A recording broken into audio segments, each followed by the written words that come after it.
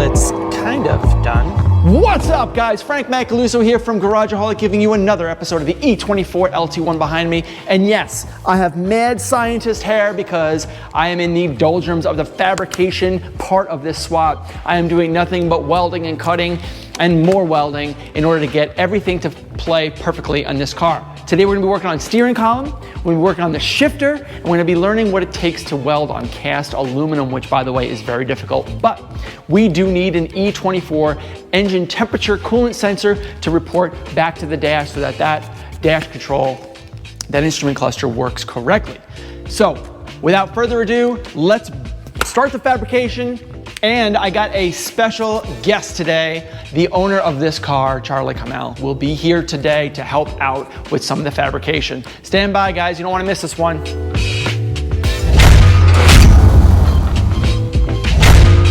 We have a steering rack. This is from a Porsche 997.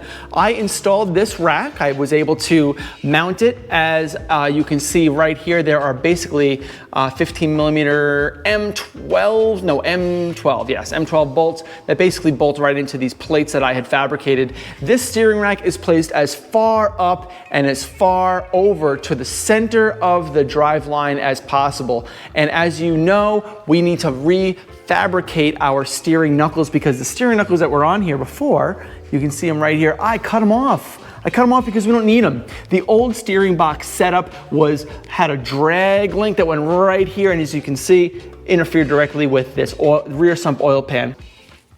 All the old BMWs had a front sump oil pan, which made everything behind the first half of the oil pan, very easy to install. Everything went right behind the oil pan, including the subframe, the steering, drag link, the sway bar, but we now need to relocate all that in front because it's a rear sump oil pan. So there's a lot of fabrication that we need to do in order to basically modernize this chassis to the common day standards. And one of the things that we need to do here is update the steering column.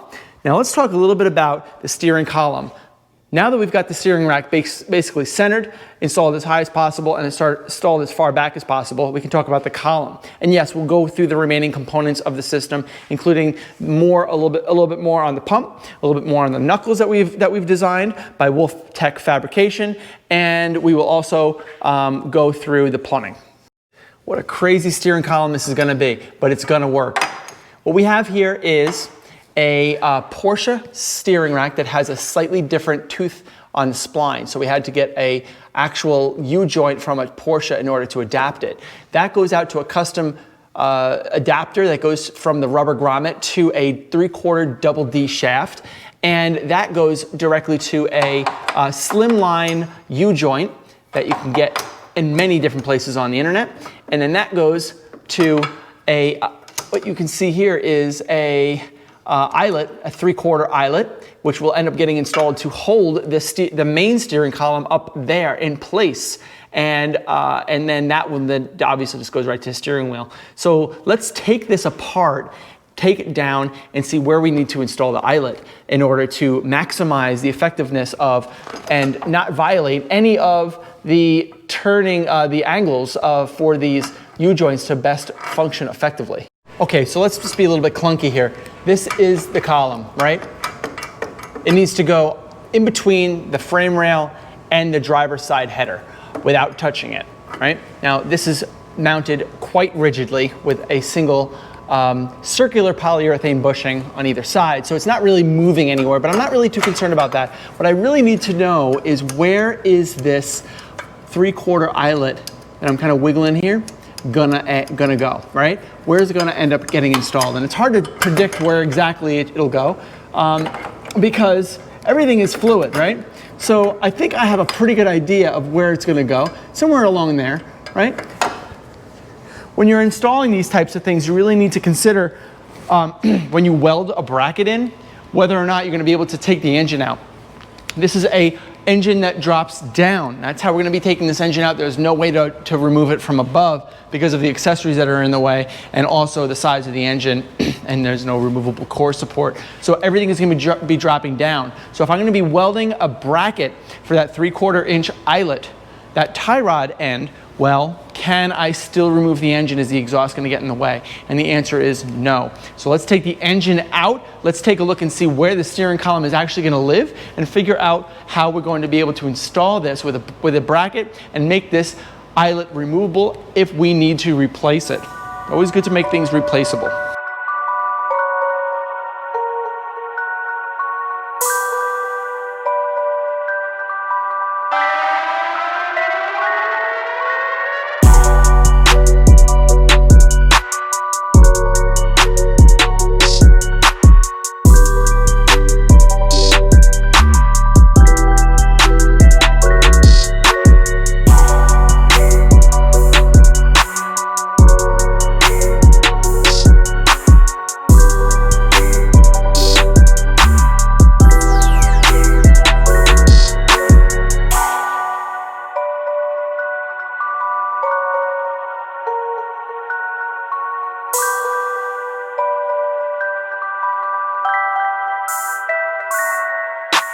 All right, so I got the plate mounted and I have the eyelet installed as well. And this eyelet can move up and down, and this plate can actually rotate on the tack welds. So I can kind of position it exactly where I want it before I finally box this in.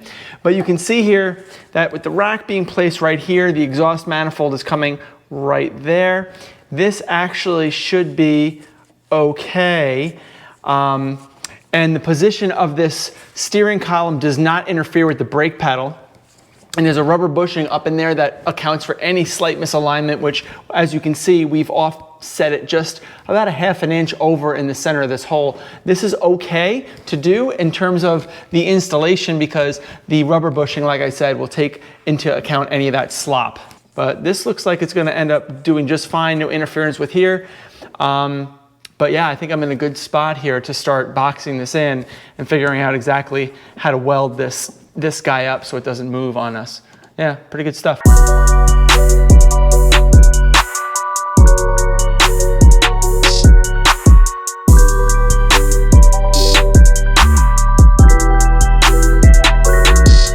Okay, let's take this little apparatus here from the steering rack through the bushing to a custom-made steel shaft adapter to a 3/4 double D shaft, and then to our slimline 3/4 U-joint. And let's put it up in here where it's gonna connect to where that was. And it's actually somewhere right there. And that's where the steering rack is. So I'm not really gonna be able to show you this, but I am gonna try doing it, and I'll show you how it turned out, if it worked. Son of a gun, it works. Oh man, this is a big relief. Let me show you. So here's the steering rack, right?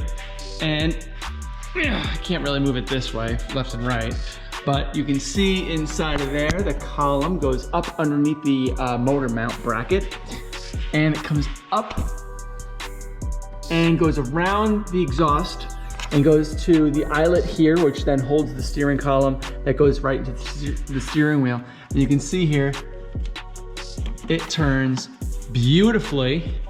You can see up in there, it's turning, right? And I'm at full lock, so I'll go back the other way. This is moving. Everything seems to be moving pretty good here. No interference. Very, very happy with this. Huge relief. Steering column is now done. All right, here we go. What are we doing today? What we're doing is taking out the water pump. We mock installed it, but why? Why? Because we have an E24, E30, E28, all the same temperature sensors. We're gonna be taking this guy, we're gonna be tapping it into the water pump housing so that we can get accurate temperature sensing on the indicator. So we're gonna be working on that today.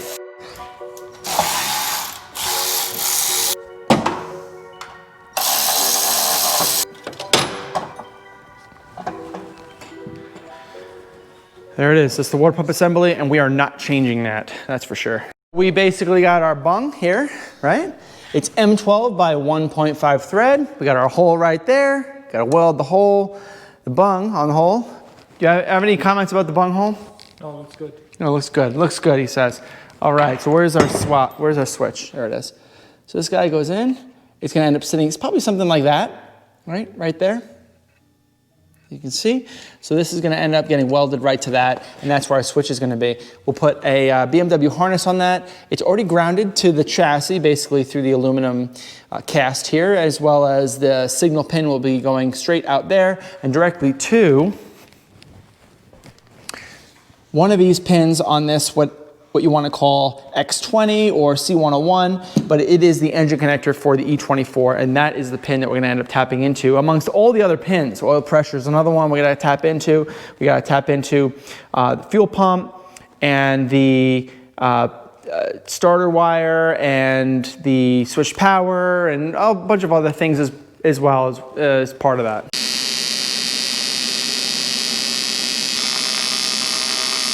Finally, we got it after a lot of TIG welding. We got this thing set. Now we can put our sensor right in there and we can accurately read our engine temperature with an E24 sensor. So this is done. I mean, this took me like an hour to freaking weld that.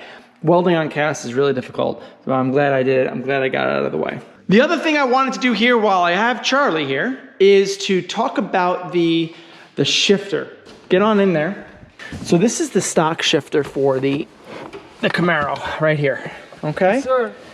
And it is a very similar style of shifter mechanism to BMW. as BMW, all right? So these two guys sit right in here, and that guy goes right in there, clips into the shift carrier, right? And that's kind of the way it's gonna sit. But there's a lot of interferences here, namely with the chassis, namely with this guy being too long and this guy being too tall. So we wanna try to emulate what a seating position would actually be for you, Charlie, so that when you sit down and you start shifting, that you like the way it shifts, because just like steering, shifting is just as important, because every shift is going to be something that you think about and you want to make sure that it's right the first time. So you don't want to have any of those issues that are lingering, because you just want it to feel right the first time. Nice having a steering rack. Yeah, it's nice having a steering rack. There's no play. Wow. No play. What I'm looking is stock shift feel. So the T56 though, the T56 basically has the shifter mounted right on the transmission. Correct. And this here is a remote remote session, right? So I'm thinking you're modifying this thing that you can keep the stock shift knob. Mm-hmm. And supposedly, I'm not sure how you're gonna modify that. Well, let's take a look and see what we can do to modify this. So as this thing sits on top here and you line it up, you're gonna find out that the shifter itself sits right here on this thing. But you want it to fit right in the factory stock location, which is, this artifact of a hole was. You want it to sit basically right here. So we're gonna need to shorten the carrier, and we're gonna need to shorten the shifter linkage itself in order to make sure that it fits. Right now I think that this is in neutral. Let me see. Yeah, if you spin, you can spin the guibo, and it's definitely in neutral. So that's something we need to focus on first and foremost. All right, so what we're gonna do here is basically cut this back half of the steering mechanism, the shifter mechanism off. And we're gonna set it and figure out where it's gonna sit in space with the two lower front rubber bushings installed first. And if there's still interferences, either with the chassis or with the shifter mechanism, we're gonna cut it and make it fit. Once it fits in place, then we can figure out how to reinstall this piece or some artifact of that piece so that we can get the rear end mount installed onto the chassis part, right? Because we got to get that third mount, or else this whole thing is just going to be swiveling on these two studs. And on either side of this, making this, and then we're going to shorten that much away from each of these arms. Tack weld it back on, and then test fit.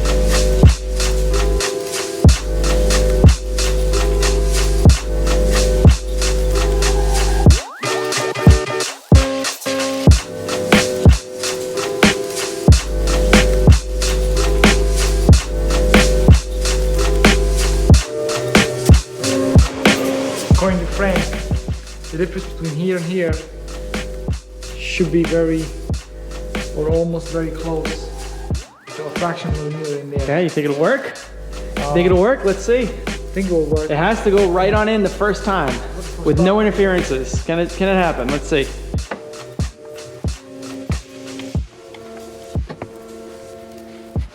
Here we go. There we go. It's in. Wow. Well, let's get the studs in. All right, so what we did was we not only installed this thing, or at least mock installed it with both of these pieces shortened and put both of the pins in here so that this now can rotate up and down. We also shortened the selector rod just the same amount. You can see it, there's a split in the middle, and we just tack welded it. That was basically it. We didn't really do too much, just to kind of get a feel for it. So now we have to install this guy into the shifter assembly, and then see how it shifts. And we're gonna have to be easy because we don't want to break any of the tacks, but this is a really good start to see how this thing would actually look inside the car.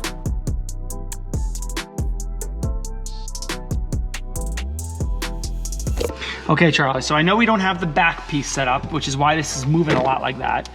And you haven't shifted this yet, but you put the knob on. Okay, I'll hold this to pretend that it's like that, and you let me know what you think. What you think? First key, right? Yep. Second. Oh, it's pretty tight. I like that. This is factory. Wow. This is stock. This is fifth. It's sixth.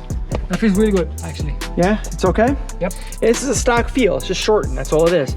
And it actually sits right smack center in where it should, right? Oh, yeah. Right, if I lengthen the selector rod, what that's gonna do is that's going to make your first, third, and fifth feel more that way, and your second, fourth, and sixth be less this way, right? So your first, instead of being here, will feel like it's up here if it's longer, right? And what we're gonna do is we're gonna end up modifying your center console around the shifter location. This thing. So do we need this for that? Yeah, yeah. So what I want to do is I want to take that circular nub, and I want to put it right here, and I want to take this guy and hard mount it to the chassis right here. That's what's going to happen. Okay. Yep. Okay, so look, we did shifter, we did some bung holes, right? So gay. No. So gay. So here's the deal. We did some shifter stuff, we did temp sensor stuff, and we did some steering column, and now we're taking a break. So we'll come back with some more cool stuff like radiator and power steering, and of course we'll continue to work on maybe even the wiring harness, finish the shifter up. There's a lot of cool stuff, guys. Thanks a lot for joining. Appreciate your time. This is Charlie, I'm Frank, and I'm out of here, guys. Merry Christmas. Later, Merry Christmas.